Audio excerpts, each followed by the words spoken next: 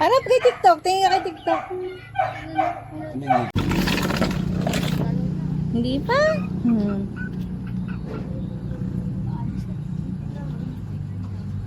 Iniisip niya kung ano siya.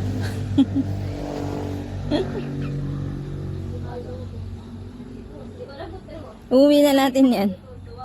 Gusto mo? Gusto mo? Pwede. Kasi makain doon ng aso. Saan natin ito nalagay? Sa bahay? Sa rooftop.